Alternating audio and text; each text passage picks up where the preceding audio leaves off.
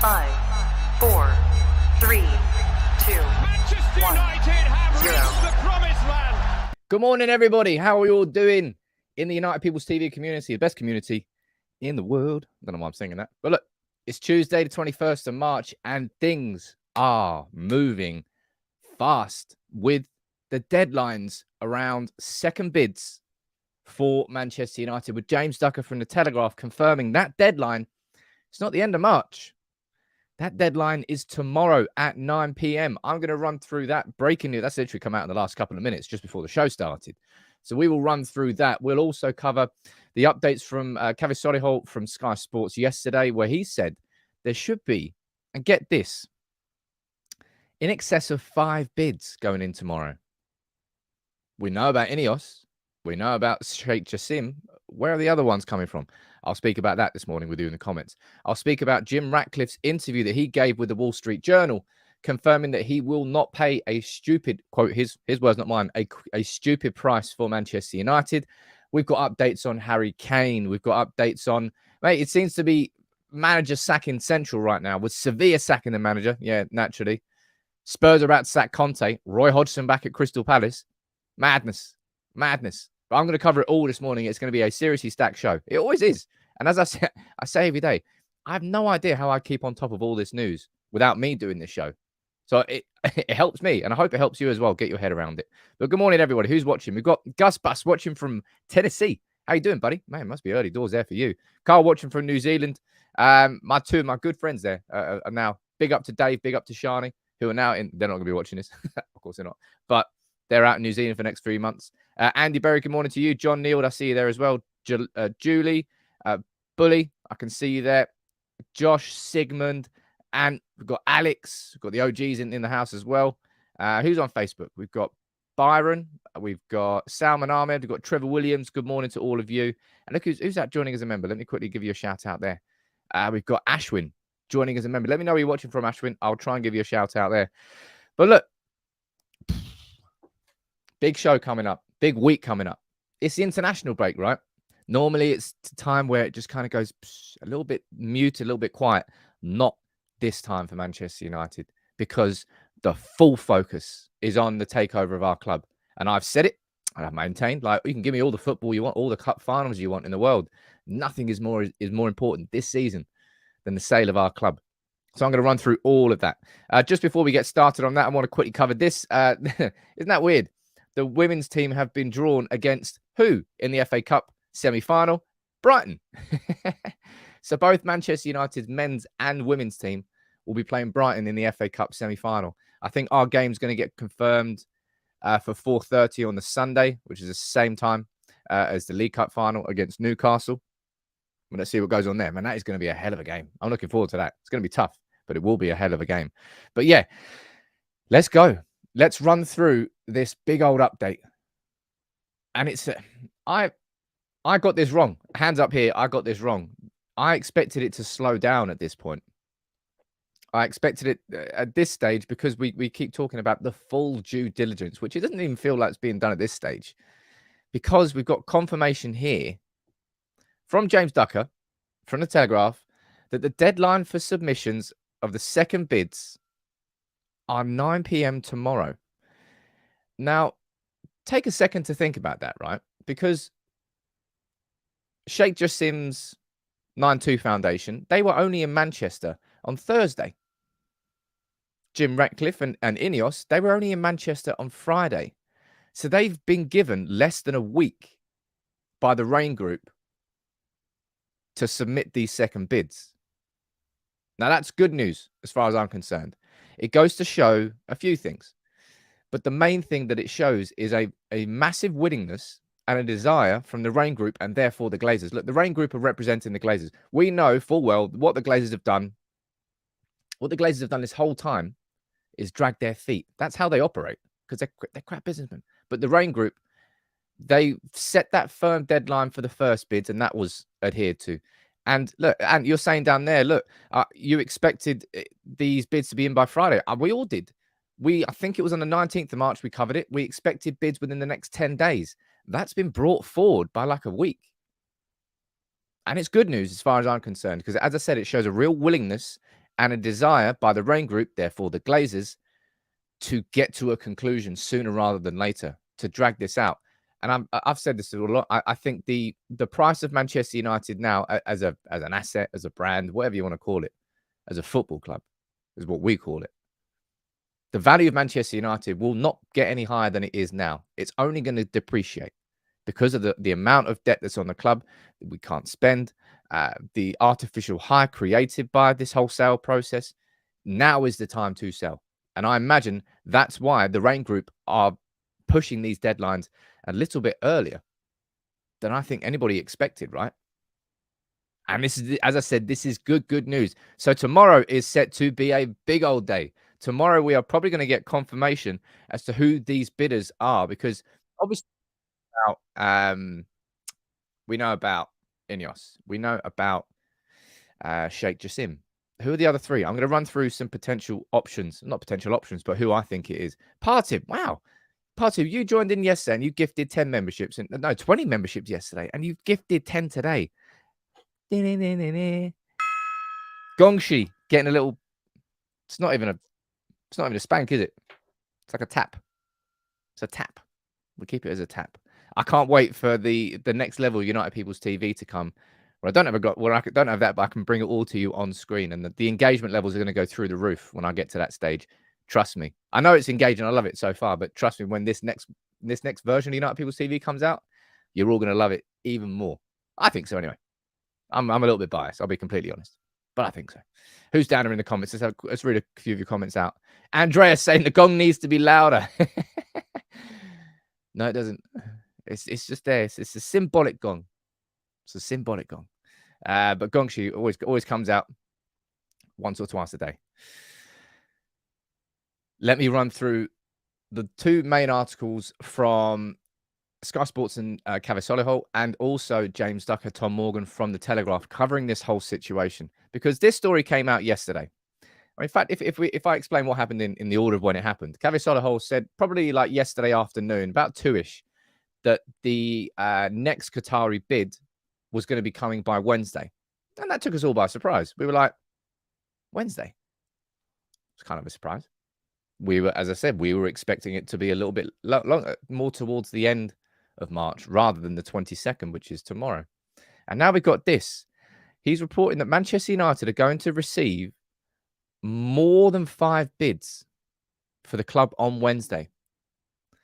Let me run through this article and we can discuss it. I'll pull that up there. That's a decent enough photo that we can have on screen here. As if I've got to have the Glazers mug on my screen. Yeah. Anyway, more than 5 bids will be made for Manchester United before Wednesday evening's deadline for second offers, and there could be as many as 8. Now, fair play. So, Cave Solihull, we know, in my opinion, again, this is an opinion, right? But in terms of the journalists I feel that we can trust, David Ornstein, Laurie Whitwell from The Athletic, James Ducker from The Telegraph, Simon Stone from the BBC. There's certain journalists that I will look at and I'll be like, yeah, cool.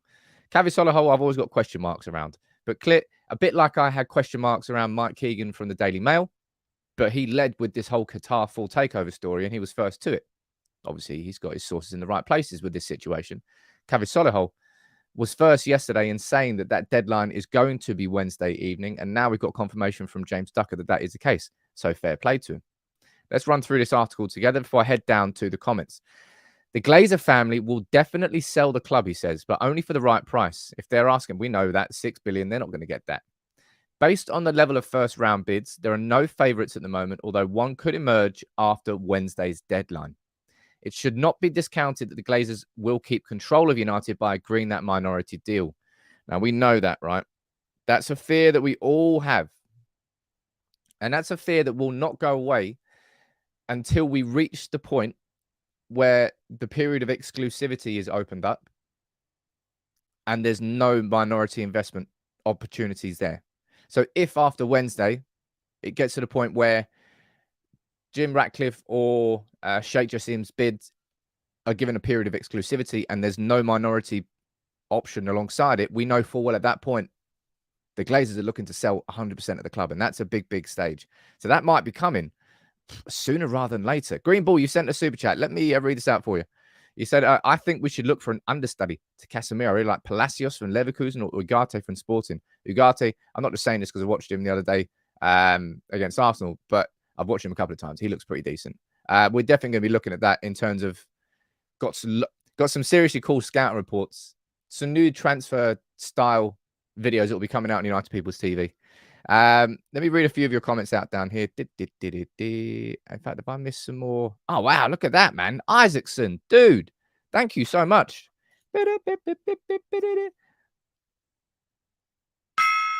Yeah. The gentle gong. That's what he is. Gentle gongshi. Mate, thank you so much, man. But when it comes to the possibility, see, this here, right, is currently unexplained. More than 5 bids. That's going to be probably the big question that everyone's going to be asking in the comments. Go, who is this going to be? Now, you'll remember that, I believe anyway, if I can remember correctly, it was James Ducker in the Telegraph and Tom Morgan. They said that there were 2 more full takeover offers that weren't yet public knowledge, or 2 bidders that intended to offer a full takeover. We know about INEOS. We know about 9-2 Foundation. Who are the other 2? Now, I would probably anticipate one of them is going to be an American consortium that probably has links or ties to the failed takeover. Well, not the failed, but the takeover of Chelsea. Stephen Pagliuca. I think that's his name. Oh, wrong screen. Oh. Technical issues. I think that's it. Stephen Pagliuca. I think that's his name. What is it that he owns? So he's an American private equity investor. Oh, Boston Celtics co-owner. Oh, geez. I don't know who it's going to be, but I imagine there's going to be some form of US consortium that puts that bid in. If James Ducker is correct that there are going to be more from America. But in terms of who else could be involved, I covered this in a video on Friday, I believe. And there's 3 potential investment firms. Now, trust me, this is not good for Manchester United, all right? But I'm just trying to explain to you, if there are going to be 5 or more bids, what could they be? And remember, they're not all going to be takeover bids, right? That's why this concept that the Glazers could stay on at the club, I know I don't want to entertain it, but at this moment in time, it is a possibility we can't categorically rule out as much as we want to. We can't until it's impossible. If they find someone dumb enough to give them billions, they'd love to hold on to this club and leech it even more. They would. They genuinely would. And that's worst case scenario. And there's a couple of potential options for that. Now, MSD Capital are a US investment fund. So are Oak Tree Capital. And so are Elliott Management. Now, the only one that we absolutely know of involvement in United so far is Elliott Management, because they've been to Old Trafford. I think they actually had meetings with the Glazers, with Manchester United before Jim Ratcliffe on Friday and before Sheikh Jassim on Thursday. I think they were at the game at Old Trafford. Who was it? Was it Real Betis? Might have been Real Betis. Can't remember. But they've already met with the club. There will be more like them, though, and that's probably the main premise of what is being said. With the idea of more than 5 bids, there's going to be 2, 3, maybe 4 minority offers. Daz, you're saying down there it's going to be interesting. It will be interesting. And Lawrence, you're saying, don't worry, man, let's relax. This isn't a time to relax, man. In any way, shape, or form. This is the single most important moment in the modern history of Manchester United. I can't understate that enough. We are about to hand, potentially, the reins of our football club over to somebody else. For the first time in nearly 20 years. And for the 20 years that they've owned the club, we've wanted them gone.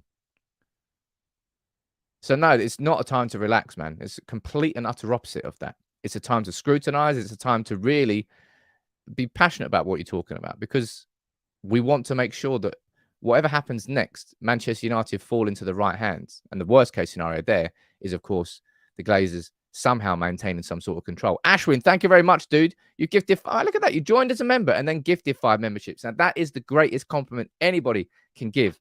And that deserves a little double gong. Double tap. Thank you very much, dude. I need to get something else. Man, I'm surprised no one. No. Big up to all of you, man. What a community. What community? Ian saying that we're the 5th bidder. Mate, I swear to God. Need a little bit more than that. Need a little bit more than that. In terms of the price, I know you all probably want to know as well. All right, Sam. What is the price of what are the bids that are going in? Speculation at this point in time. All right. Speculation. We're seeing reports coming from Spain that it's in the region of 5.5 billion. Was it euro? No one knows. All right. So anywhere you see at this moment in time, putting a number next to what these second bids are is speculation. All right. There is no confirmation of what that bid is. And I don't really know if we'll get that confirmation. Maybe we will. Maybe we will by tomorrow night. But yeah, it's hella exciting. It really is exciting, man, because we were all, I certainly was. I was anticipating 2 things. First of all, I was completely wrong. I expected it to go slower at this stage. If anything, it's speeding up. And second of all, we expected the bids to be, well, the second bids to be going in by the end of March, and they're going to be going in by the 22nd of March. It bodes well for getting this deal done sooner rather than later. Now, of course, at this point, where those bids do go in tomorrow, the Glazers, the Rain Group, they will decide, who do we want to go for? And we know exactly who they're going to go for. They're going to go for the highest bidder. Now, it's something that's felt by a lot of people, and I'll be completely honest, it's felt by me as well. When it comes to the financial aspect of it, the Qataris do have an edge that just can't be competed with. If it needs to be nudged up 100 million, imagine that. Imagine saying that. Oh, if I need to nudge my bid up by 100 million, geez. But if they do need to nudge it up by 100 million, they could easily do it. The Glazers want a bidding war. Rain Group want a bidding war, and maybe that's what they're trying to do here. They're not artificial deadlines because, I mean, as we've seen from the first case, they are real deadlines. But they're putting these deadlines in place to make sure that the process doesn't drag on completely. And they obviously, as you know full well, they controlled the takeover of Chelsea. And that really moves fast because it had to move fast. P.S. You joined as a member, dude. Let me know where you're watching from. There's a super chat there. Let me read that out. And I'll read a couple of your messages out down here as well. Green Ball, how you doing, buddy? Thanks for the super chats today. You're saying you hope Qatar comes in ASAP and sacks the recruitment team, replaces him before the window opens. Looks highly unlikely. We've actually got a video coming out this week, Green Ball, on the appointment of Matt Hargreaves. He's going to be coming in as the new chief of transfer negotiations. Big appointment by Manchester United. Significant appointment. Not really been talked about much because there's so much going on. Going to have an in-depth video on him a little bit later in the week. As I said, there is so much to cover. It's incredibly exciting. It really is. It feels like the fabric of our club is not being torn up and ripped up, but it's just being remolded and reshaped and sort of brought into the 21st century. And I've said this all along, man. Like when the Glazers bought this club, right? We had the best stadium in the UK. We had the best training ground in the UK, and we were the best team. And look at us now. We're in the shadows with a dilapidated stadium, decrepit training facilities by comparison of other teams in the Premier League, and a team which just has to sit there and watch Liverpool and City go toe-to-toe for the titles, and now Arsenal and City. Can't wait for that to all be flipped on its head. Robert, it's a good way to describe it there, I suppose. Man United 2.0 coming, but it is a new Manchester United. Not a new Manchester United. I don't know the right way to describe it. It's not a Manchester United reborn. It's just our club is being modernized. Finally. And it's something that we've all called for a long, old time. And it got a bit painful. Wow. Dean, that is wild, man. Dean Wild gifting 10 memberships. That was louder than the others. Sorry, Dean. Well, actually, Dean, you should be thankful. You got a cracking one. Refurbished, revitalized. New era. Yeah, I suppose, look, you can do that. It's a shame that I shouldn't have got a mirrored version of it, by the way. Shouldn't have got a mirrored version. You can't see that says Ten Hag, and that says eras come to an end, and new. I don't know which way to move. New eras begin. Woo! Reborn, Phoenix rising, revived. It's good. It's really, really good. Now, an interesting thing that happened yesterday, which definitely we need to discuss, and that's this. So, you remember what happened after the original statements went out from Sheikh Jassim and from INEOS.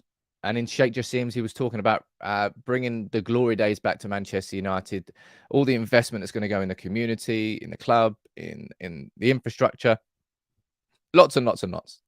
And the Glazers weren't happy. Jim Radcliffe and Sheikh Jassim were both told, don't do any public statements like that again.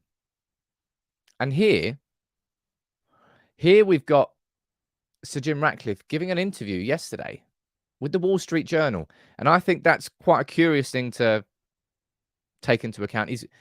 He's chosen effectively to speak to the Glazers directly there. He's not gone to The Athletic. He's not gone to The Telegraph, to The Times, to The Sun, to The Mirror, anybody in the UK. He's chosen to speak to the Wall Street Journal out in USA. And this is what Jim Ratcliffe said. He said he would walk away from Manchester United rather than pay a stupid price. Let me pull that photo up there so we can speak about Jim after. But this is what he said down here. Look. How do you decide the price of a painting? How do you decide the price of a house? It's not related to how much it costs to build or how much it costs to paint. What you don't want to do is pay stupid prices for things, because then you regret it subsequently. I think he said something else. Our interest in that club would be purely in winning things, but it's this main bit here. Let's highlight that. Because I don't really. Can you you let me know in the comments, right? If you're part of Jim Ratcliffe's PR team at INEOS, why are you doing that? Why are you giving that interview? Why are you speaking to the Wall Street Journal? What do you think you can gain by doing that? Honestly, I'm kind of interested to know what you think in the comments below, because I can't really see much. Is it him trying to speak directly to the Glazers to try and scare them into thinking that Jim Ratcliffe's going to walk away? They don't have to be scared. They've got the Qatari bid next to him, so you're not going to gain anything there. You're not going to gain anything from that. You can Scott Panton. You're talking about fan backing down there.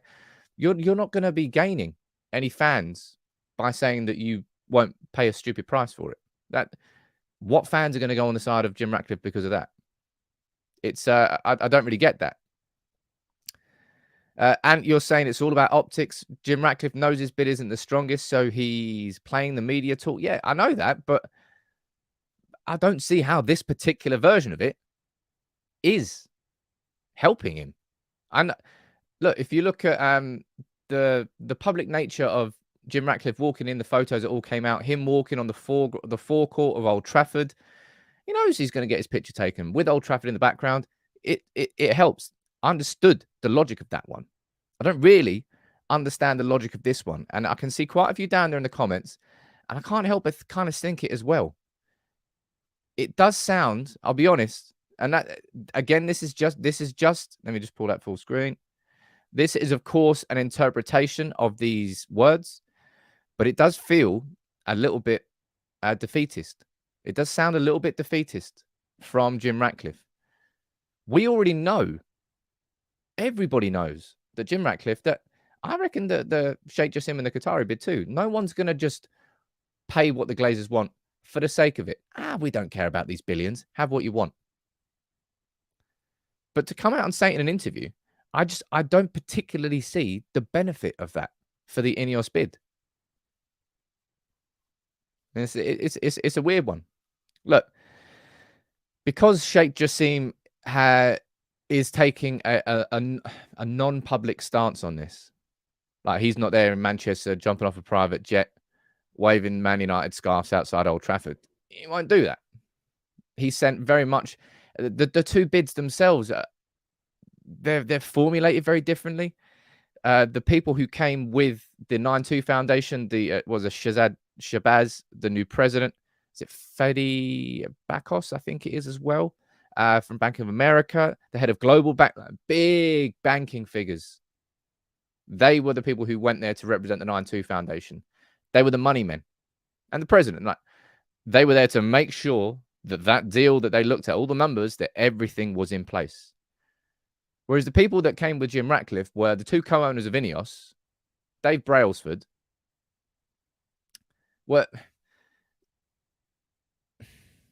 It's just two very, very differently structured bids. And yeah, as I said, I'm confused personally as to why Jim Ratcliffe did this interview. I'm confused as to what the INEOS bid gains and benefits from him saying in public, we're not going to overpay. Now, typically, that's the main purpose of that would be to scare the Glazers into going, oh no, he might walk away. Let's maybe not be as harsh on the bids that we're asking for. But you don't have any power when saying that when you've got the Qatari bid next to you. That's why I'm confused. Let me go down here and see what you're thinking down there in the comments. DP, tactical moves to make others think he's going low or giving up and saving face for INEOS. I mean, again, it's an odd one. If you're using it as a tactic because you're going low, but you're going to go in with a big bid, there's nothing to gain in that. I don't personally think. Again, this is all an interpretation of news, but it's just a bit weird. Jay, you're calling the people who went with the 9-2 Foundation the number crunchers. Yeah, they were making sure that the bid that is coming by 9 p.m. tomorrow, right? By 9 p.m. tomorrow, that's cool, isn't it?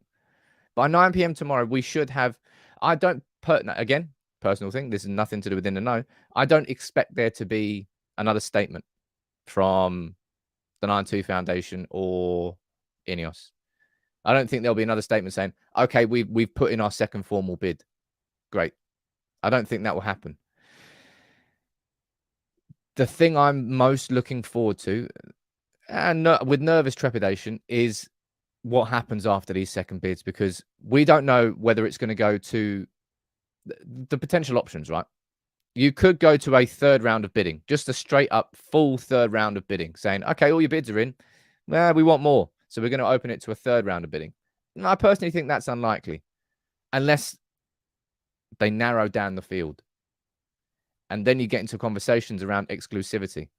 That's what I would like to see. I would like to see that third round of bidding be a period of exclusivity for a chosen potential new owner of Manchester United. That's where you all have your preference about whether you'd like it to be INEOS or Sir Jim Ratcliffe, or whether you'd like it to be Sheikh Jassim and the 9-2 Foundation, or maybe somebody else. Maybe somebody else. And that's still a debate that we're having. I'm still going to be doing content, scrutinizing it from both aspects. I've told you, it's just been a very, very busy time. I'm not ignoring it. Got an interview booked in on Thursday to have a conversation around that, which I think is very important. I know there are so many of you that are just saying, oh, Qatari money, yeah, give me that sweet oil money. And it's just like, I'm going to, again, it's an assumption, a presumption, probably younger supporters, probably supporters who have looked at what football has been since 2008, which is effectively that. When City came in and the oil money from Abu Dhabi, is it? Abu Dhabi came in, it changed the game, and the PSG money changed the game. So the football that they have grown up watching has been dominated by that. However, United fans of what we called legacy fans now. Geez, remember that? We remember what it was before. So there is Manchester United is not just a football club. It is a community like ours. Well, the only reason our community exists, we're a branch off Manchester United. There are so many more like it all around the world. It's a hugely important cultural icon. So the idea that you can just shift it off to a Qatari bid and not scrutinize it is outrageous. Absolutely outrageous. And I'm one here who has criticized the INEOS bid and the concept of the debt being moved. I know that the debt would be moved off our books, but it'll be moved on to the INEOS books, and I therefore see it as associated debt, not debt that we'll be paying for on a week by week or month by month basis, but debt that could indirectly impact their ownership of us. Just because you've seen what's gone on at City and PSG doesn't mean that you can bury your head in the sand, take the money and go, there you go. That's just football. That's not the right thing to do. So that's why those sorts of questions will still be had over these next, I don't know, week or two. But certainly quicker than we all thought. Second takeover deadline. The bids are going in by 9 p.m. tomorrow. What do you think the bids will be? Have a little guess in the comments. What do you genuinely think the bids will be? Remember that the Glazers are looking for 6 billion. They're not getting 6 billion, right? They are not getting 6 billion. I think the initial formative bids? Indicative bids, I think that's what it was called, was somewhere in the region of 4 to 4.5. I imagine there'll be some sort of compromise in the middle, right? You'd think so. Alex, you think 5.5 billion? Wow. Ian, you're saying 5 to 5.5. John, you're saying 3.5. I don't think it will go down. Gamer Beans, you're saying 5.5. Omar, you're saying 5.5. Tibogo, you're saying 5. I mean, my gut would tell me it's going to be somewhere around about the 5 mark. I imagine the Glazers are going to want to push it towards the 5.5 mark. And then if the negotiations go how kind of standard negotiations go, we'll go somewhere in the middle. And you might look at a sale price of around 5.25, thereabouts. But again, this is pure speculation. Either way, it's not going to be 6 billion. It was never going to be 6 billion. The Glazers had a pipe dream. I've told you, it's like selling a football player now who's worth 20 million. You know full well that in 4 years' time, after money's been invested into him, after he's developed, that player's going to be worth 100 million. It doesn't mean at the point of sale that you can ask for 60 million because you want a slice of that pie. No, if you want that extra higher price, you keep him, you invest in him, you develop him. That's what the Glazers are trying to do with Manchester United by pricing it at 6 billion. We know it's worth more than it is. We just don't want to pay for it. However, we want to get some of that profit without investing anything. So 6 billion. Their chances. They are just absolutely chancing it. And I'll tell you probably an important part that I think, anyway, is this. Let me pull this up. Important part as to why I think this is moving quite fast. That's this. This is the share price of Manchester United, right? Let's pull this up nice and big on the screen. And if we look at how it's been reacting in these last 6 months, you can see down here, November, what happened in November? The Glazers released a statement saying that they were looking to sell. Look at the price of Manchester United at that point. $13 a share. It spiked massively, flew up to $21. It's then been hovering around there because everybody knows full well, man, the club is for sale. The club is for sale. What happened here? That was when the spike came in because of the full Qatari takeover. That is when those bids went in, and it went to an artificial high of $27. But then look what's happened since then. When stories and reports of the Glazers maybe maintaining control of Manchester United, it went back down. I think what these last few months have shown the Glazers is the volatility of the price of Manchester United and how pretty much it's as high a point as it's going to get for a while. So their power of negotiation right now is as strong as it's going to be. And I think that is why quite a lot of this is happening quite a bit faster. Quite a bit faster than I think we thought. And that's a good thing. That really genuinely is a good thing for this club, man. That's a good thing for us. We want to get rid of the Glazers ASAP Rocky. And if that can happen sooner rather than later, that's happy days. Ismail, thank you very much, dude. You just gifted 5 memberships. Who are the lucky 5? Let me see if I can pull up some names. We've got Johnny Evs, you've got 1. Kelly, you've got 1. Matthew, you've got 1. Jasper and Kenny. 2 Kennys? No, Kelly and Kenny. There you go. Thank you very much, Ismail. FP, what you're asking, you're saying, will you have a look at the financial statements from both groups or have someone with financial expertise come on and explain the finances from both sides? What do you mean? Looking into the finances of the Qatari bid and of INEOS? Well, already done a deep dive on the INEOS ownership of Nice. I'm going to be doing a deeper dive on the INEOS ownership of Nice and Lausanne from a financial perspective. What's been the profit and loss? How much have they invested? Has it actually been a success? So, yeah, I'm definitely going to be doing that. Also going to be doing a little sneak preview of what's coming up. We've got let's go full screen for this. Got a video this week, which is going to be a deep dive into Matthew Hargreaves, the new transfer chief who's been appointed by Manchester United. Who is he? Where's he come from? What's he going to be doing? That's going to come out. Going to have a profile on Shabazz. What's his first name? I think it's Shazad. Where is it? Anyway, going to have a profile on the two big players who came that we know are going to be now part of the 9-2 Foundation. So the structure of the 9-2 Foundation is starting to be known a bit more. Also going to be taking a deeper dive into Dave Brailsford and what he's been doing at Nice, because he came over and was part of the delegation that met Manchester United at Old Trafford. So Dave Brailsford is being roped in. Now, you know full well that he is the former team principal, I think it was called, at Sky, at cycling. Got embroiled in some drug mess. Left there. Ended up going to Nice and INEOS. It's all a bit messy. I need to do some more research before I bring that content to you. But there really is good stuff coming. So if you are new to United People's TV, please make sure you join the community, because I will cover this takeover in more depth than anywhere else, because it's so important to do properly, right? That's what I'm saying. But look, let's do that. Let's go down here let's go down the comments, right? I'll read a few of your comments out, and then we'll head on. There's some more big stories to speak about today. Oh, look at that. Or's here. How you doing, Or? Thought you were going on holiday. That's not a holiday. You're here in the comments. Go on holiday. And you're speaking about Kieran Maguire. Yeah, I've spoken to Kieran Maguire before. No doubt I'll speak to him again. Red G, you're saying, is it still relevant to keep talking about Sir Jim Glazer and INEOS? Now he's basically given up. Well, he's not Sir Jim Glazer. He's Sir Jim Ratcliffe, first of all. I know people are trying to call him, oh, he's another Glazer. Why are you doing that? I've never said that. Like, I know you might want to look at these bids, right? You have to be completely objective. You might want to look at these bids. Oh, Jim Radcliffe is another Glazer.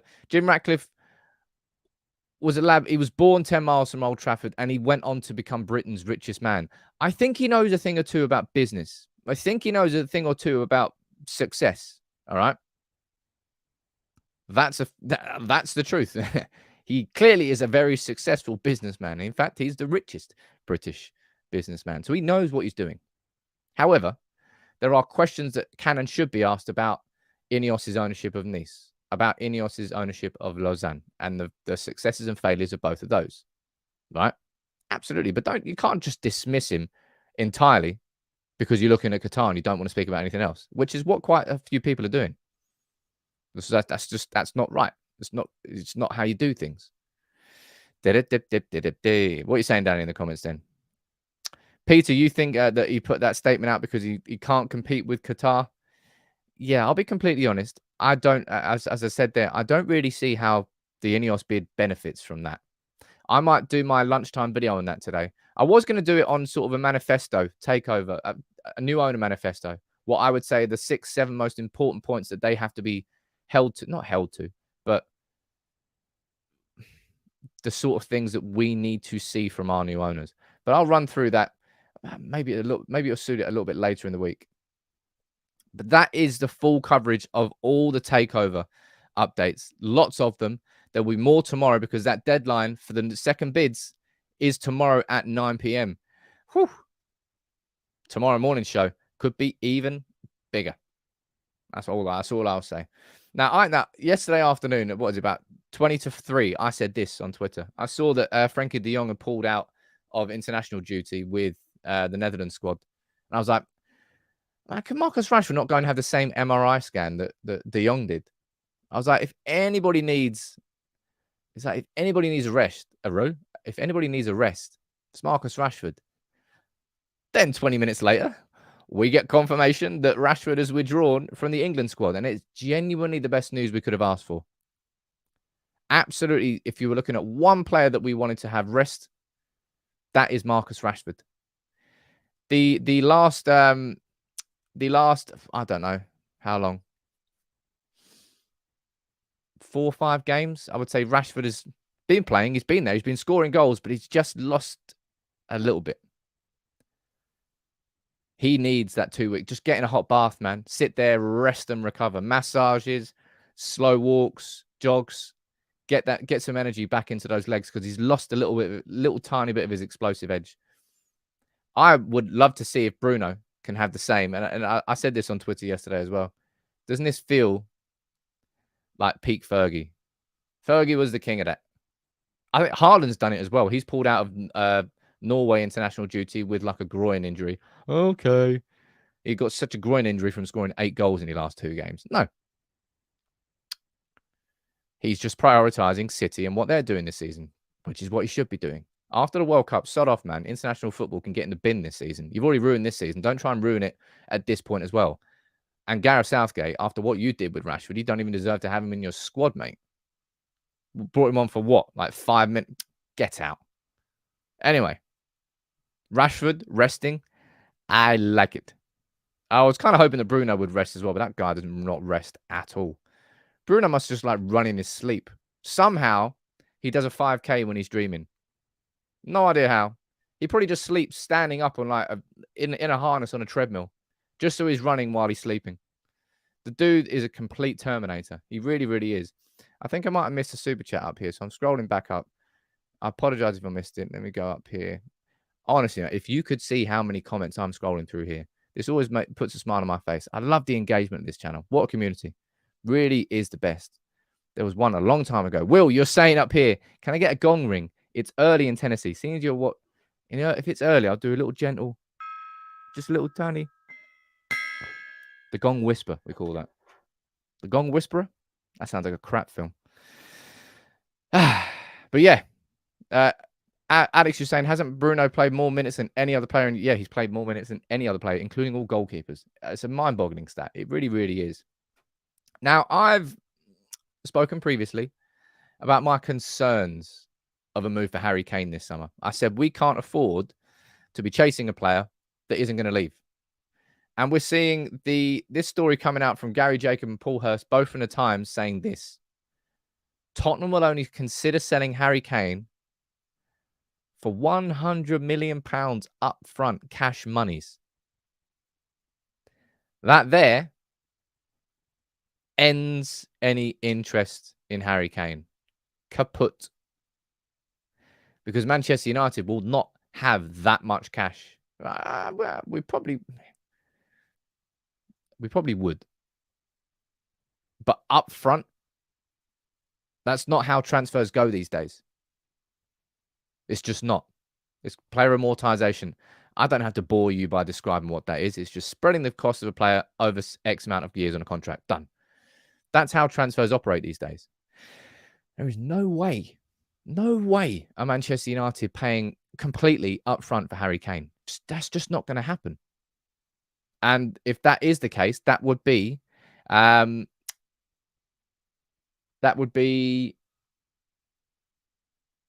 Daniel Levy and Spurs' way of saying hands off. That's the sort of thing where you go, right, this is the offer I can't refuse. There's no way that Manchester United are going to be putting in 100 mil. I'm going to read a few comments down there. Brian, you're saying Levy is a stubborn man. He refuses to believe his project has crashed and burned. Hey, look, he is a stubborn man. And this is absolutely, I'll speak about it a little bit later in the show, but Spurs are about to sack Conte. It's almost like they need to change what they're doing. Jackie, you're saying Harry Kane's not worth 100 mil. I'll be completely honest. I disagree. I think Harry Kane is a 100 mil player. Harry Kane is a man.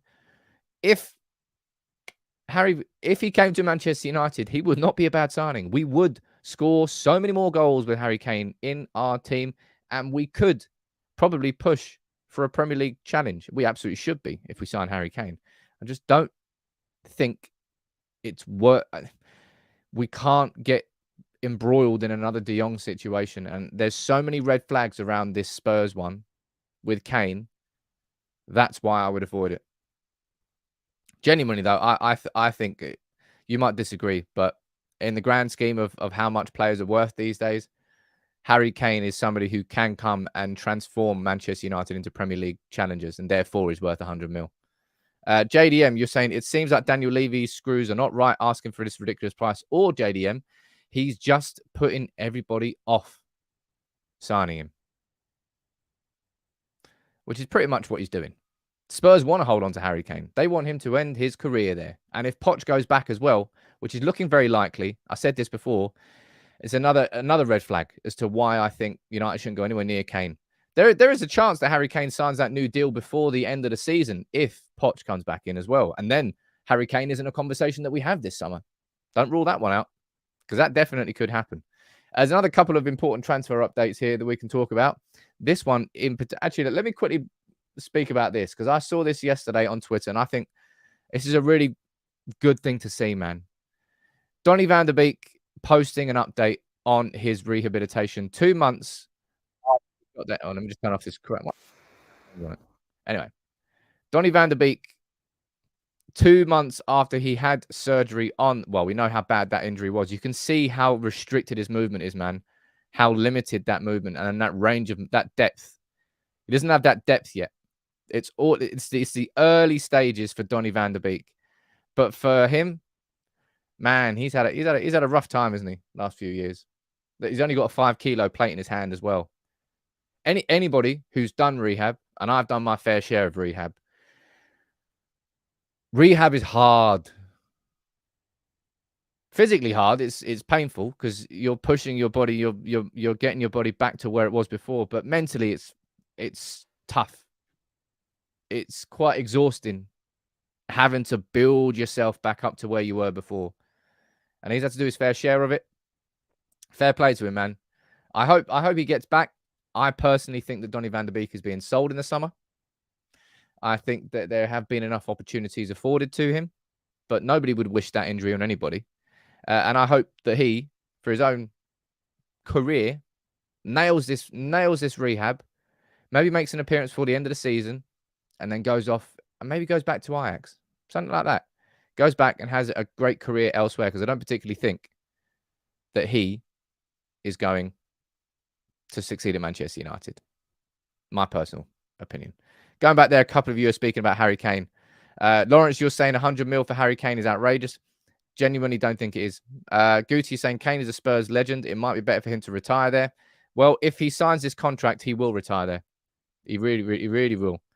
DP saying sure he's friendly with Donny. He'll give him encouragement, having been through worse.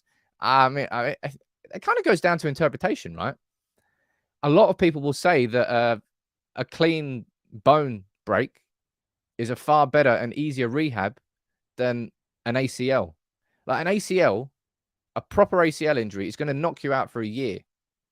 Not literally, physically.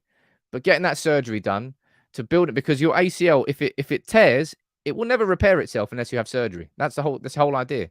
A bone, obviously, it will repair itself in the scar. I think the bones heal stronger because the scar tissue that forms around the bone is actually thicker than the bone itself. I don't really know the ins and outs of the medical side of things. But no, Donny didn't break his leg. That's the point. I don't actually know exactly what is it that he did. It wasn't an ACL. I can't remember what it was. I think it was was it a different part of the ligament? Either way, good to see Donny back. And I do wish him the absolute best. But rehab is hard. And he's got plenty more to go, given that he's only got a 5 kilogram plate there. You can see how restricted his range of movement is. And he's on a bike. But good luck to him. Let me see what else is there. This is an important talking point. This is not the first time either that we've spoken about this, right? Scott McTominay in Newcastle. I think it was last summer. No, it was in January. It was in January. They went after him in... I know it says right there, actually. Newcastle went after him in January. And Luke Edwards from the Telegraph is reporting that Newcastle are going to go back in for McTominay in the summer. I could see Manchester United selling Scott McTominay. And I could also see Scott McTominay being a pretty good signing for them. However, I have to say this. Let's scroll down here, right? Let me quickly read this up. Let me read this. There's one part here that made me go, where is it? There. McTominay would be used as a deep-lying midfielder to shield the back four, allowing playmaker Bruno Guimaraes to play further up the pitch to add more creativity in the final third. I'm not sure if Newcastle have been watching Scott McTominay this year, but if we're looking at where the strengths of McTominay lie, his natural game is not a defensive midfielder. It just isn't. Those 4 games in between Liverpool and when he played Liverpool and Arsenal was probably the peak of McTominay in that number 6 role. But we saw at the week, we saw against Fulham, we've seen the seed. Anytime that he comes in to replace him, Casemiro, he doesn't really operate in the same way. He naturally wants to be in the opposition's half. Him, Fred, Sabitzer, Eriksen as well, have all got the same natural inclinations in the body, the instinctive muscle movements of midfielders that want to bring the ball up the pitch rather than a midfielder that wants to be that defensive enforcer. How much do you think Scott McTominay leaves this summer, right? How much do you think? Don't just throw 50 mil down at me. Oh, that's how much they asked for Longstaff. We'll do the same thing back. How much do you think McTominay actually goes for? Premier League experience, Manchester United player, been brought up through the academy. Good age, great age, plenty of years ahead of him. How much do you think he's genuinely worth? Let's see what you're saying down here in the comments. Ian, you're saying 25, 30 mil. Marshall, you're saying 20. Amy, you're saying 30, 40, 30, 35, 40, 25, 30. Daisy, you're saying to Newcastle 40 mil. I don't think it'll be 40 mil. I think 30 million seems realistic in the scheme of how much players go for these days. Scott McTominay, we shouldn't be letting Scott McTominay. I remember when we sold James Garner, we were like, how much are you going for? Stupid. Remember Eric Bailly? Actually, I don't even know if he's going to get the amount of where is it he's on loan? Is it Marseille? And he got banned for like 8 games for booting someone in the chest. I think they can sign him for like 6 or 7 mil. McTominay, in the grand scheme of how much players are worth these days, is worth at least 30 mil. It's why I said that Maguire is worth at least 40 mil. Josh, you're down there saying, I personally let him stay for another season. He can plug holes when needed. If we're looking at the squad that we've got Fred, who operates in that similar sort of role. And if Sabitzer signs, which I think he should, we've got Sabitzer inside that same role. McTominay, therefore, is dispensable in those. And if you therefore take 30 mil out there and you reinvest that into a midfielder whose profile ticks more of Casemiro's boxes rather than somebody who plays further forward, then our squad midfield has more balance. I'm just surprised the idea that Newcastle are looking at Scott McTominay as their deep line defensive midfielder. Don't know. I might be wrong there because he may well go on to be a fantastic player. And I think he would go on to be a good player. You know, when Johnny Evans left Manchester United, he left because we had Vidic and Ferdinand. He had no chance. He went on to be a very good centre-back in the Premier League. And there's other players as well. Andreas Pereira, probably one of Fulham's best players this season. No chance at United. Went off on loan. Came back. He's been one of their better players. So just because a player doesn't succeed at Manchester, just like if hopefully, Harry Maguire leaves, I think he'll be a good centre-back elsewhere. Just won't be at Manchester United. But it doesn't mean that he is a crap player, which is a fashionable thing to say. Mo Salad, how you doing down there, man? Do you actually like Mo Salad? Do you ask for Mo Salad? I like Salad. Big up to you, man. Gifting 5 memberships. Who are the lucky 5? Let me read those names out. I used to do that all the time, but then there were so many memberships being gifted, I couldn't read all the names out. Alfian, Az, Chris Wilson, Nathan Owen, and Nishant. You are the lucky 5, man. Thank you very much. We'll get the gong out, man. Let's get the gong out. Don't know why I'm singing the Popeye theme tune. That just came into my head. I think 30 mil for McTominay. It's a good deal. JDM, you're saying we should also let Martial and Phil Jones go and Maguire. We should have good cash flow. I'm going to be doing my keep or sell a little bit later in the almost had a gifted 7 memberships. I thank you very much, dude. I didn't see the other 2. My apologies. I think United should be getting north of 100 million in player sales this summer. That's going to make a big difference. Guy, Guy, you don't like the gong? Ah, you're in the wrong crowd here, man. Because Gongshi is here for life. Gongshi is here for life. But yeah, speaking of people who are here for life and people who aren't here for life, look at this. It is manager merry-go-round. Sevilla have sacked Jorge. Is it Jorge Sampaoli? They've sacked their manager. They're 2 points off 19th in the league. It's their 3rd manager this season after sacking Lopetegui in October. Sevilla is not what they were before. But they're going to get a new manager bounce now, aren't they? Oh, 100%. They are going to get a new manager bounce before we play them in April. Warren, you're saying you should have a gong effect in the soundboard. That's part of the issue of the software I've got right now is I don't have a soundboard. I can't use a soundboard on these live streams. That's part of the reason why I need to upgrade. I want more engagement. I want more abilities to be able to engage with you on the screen, with your comments, bringing your names up, bringing the live chat, bringing in soundboard, bringing in features. There's so much more I want to do that I'm currently bottlenecked by. And I've said this before, if there's anybody that does have experience working with Streamlabs, that's what I'm going to be moving over to. I've already done quite a lot of work, but it'll be good to speak with someone who's got experience in it because I really want to get this right. So if you can, and you're part of the community, you got really experience in that, holler at me. My DMs are open on Twitter and Instagram. I can always do with help with anybody from the community. Like big up to everyone who's Josh and Tom and Stephen who are helping with the research. Ryan who's helping with the newsletter. Alex and Stu who are helping with the website. It's awesome, man. This community it's incredible. And all the stuff that we're building is for the community too. And it's wicked. Really is. Paul, you're saying, Sam, we're going to have some kind of live party if the Glazers go. We win all the trophies and get top 4. Mate, we're having more than a party. We are having a week off. We are going on an absolute bender. We're not. We might do. Can't rule it out, actually. Mubarak, how you doing, buddy? Let me know where you're watching from, dude. KD said, but someone just told me they don't like the gong. I'm joking. The gong will stay there. Maybe the gong will just take its pride of place up on the shelf. C, you're saying, hi, Sam, why is no one asking the Rain Group whether the secret bids or not? That is the only way that Qatar can be outbid. At this moment in time, yeah, they haven't put their names to it. I'm going to presume that the bidders will have access to know those other bids. The Rain Group can't just out of nowhere go, yeah, we've got a bid in here that's worth 6 billion. You're going to have to raise your bid. They're obviously going to have to prove that, but that might just be kept internal. Yeah, we're opening the arms and never closing it. Exactly that. The arms is definitely being... I keep saying this. I'm so sorry, everybody, man. I'm so sorry.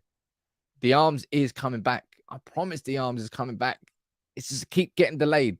Keeps getting delayed. The toilets, there's problems with the plumbing. I've got my license cancelled because Josh and Ant got caught sculling vodka. I know. It's annoying. It's not my fault. But look, it will be open at some point soon. John, you're saying, could one of the bids be Saudi?